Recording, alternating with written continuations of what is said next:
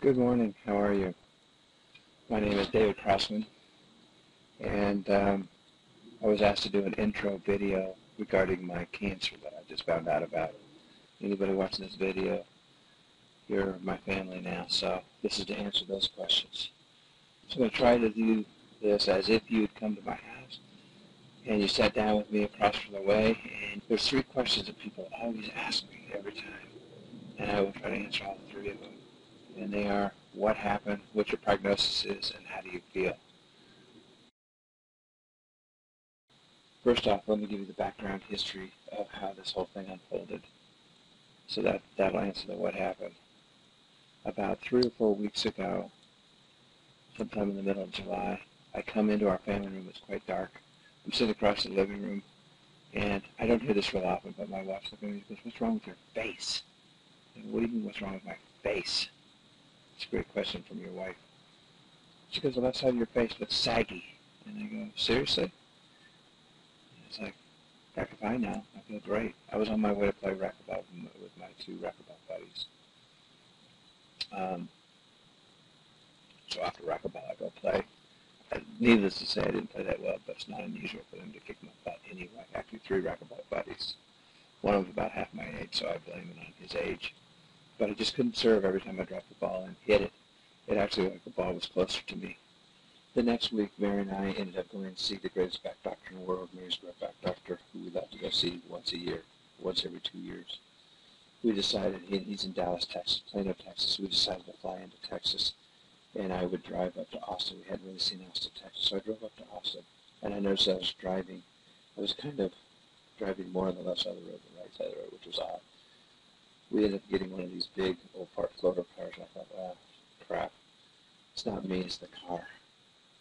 I just want to tend to head to the left, and I would hit those things on the left-hand side. It's like, no big deal. Just corrected, put the car back in the center. We got to Austin. I had a great time in Austin. And then driving from Austin back to Dallas on Sunday, it's kind of the same deal. It's like, it's hard to keep this car in the center of the road. Mary noticed it too.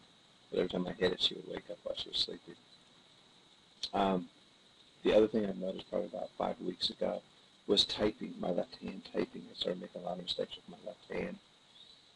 A lot more than what I would call usual, almost to a frustration level. So the reason to do the videos is so I don't have to type. It's a little bit worse now that I know what's going on.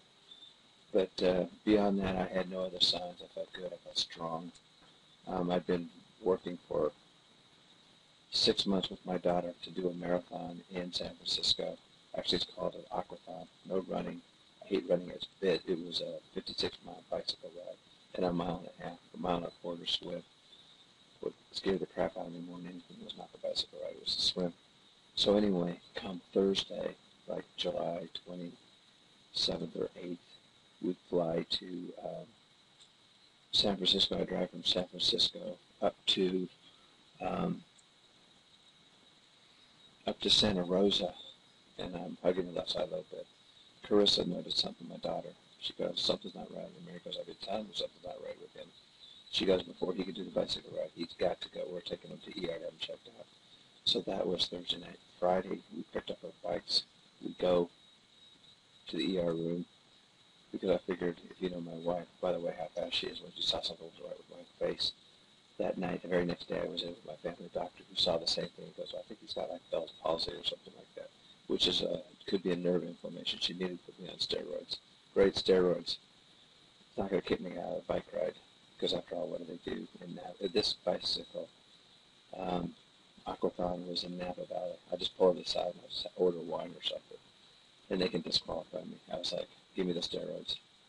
I didn't really care, so I was on steroids. We ended up going to the ER room in Santa Rosa, and the doctor sits down next to us, and he goes, "Okay, so what's your problem in the ER?" And I go, "Nothing." And then Mary pulls out a list. That's how I know I was in trouble. And on her list, what I remember is he has a little bit more trouble organizing his thoughts. His speech isn't quite as clear. Tends to go to the left. Spatial issues.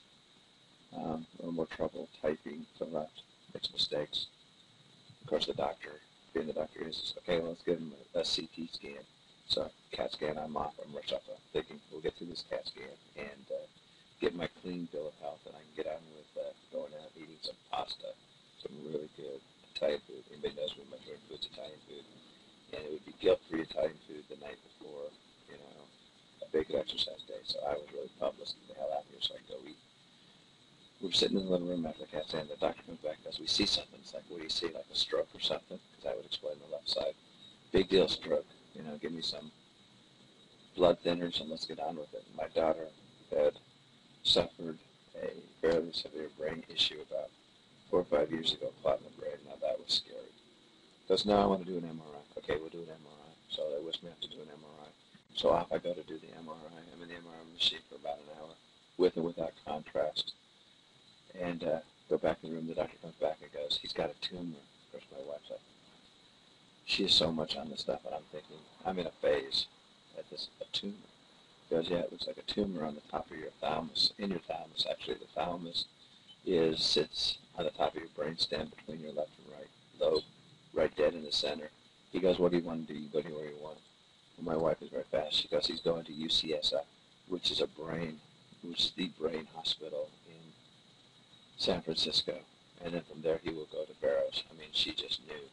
He's going to the best. Here, he's going to the best there, which is my wife, is always the best.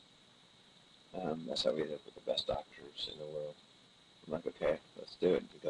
So she goes, do I drive? What's the best way to do it? I'm like, no, the best way is take him by ambulance. So suddenly, on a Friday night, I'm heading from Santa Rosa to UCSF in an ambulance. I had to lay down in that damn bed the whole way, and I felt perfectly fine. At least I got the guy to do the lights and the siren, at least was for me. I don't know what the hell that cost, but thank God for insurance. Anyway, they whisked me right in, straight up to the room. I get a good night's sleep. I wake up the next morning. There's 5 doctors in my room looking at me. And I go, dude, we've seen your stuff that came down from Santa Rosa. You got a brain tumor sitting right there in the thalamus. It goes, more than likely, it's called a glioblastoma multiforme because of your age and the way the contrast was absorbed into the tumor. They had a pretty good idea what it is.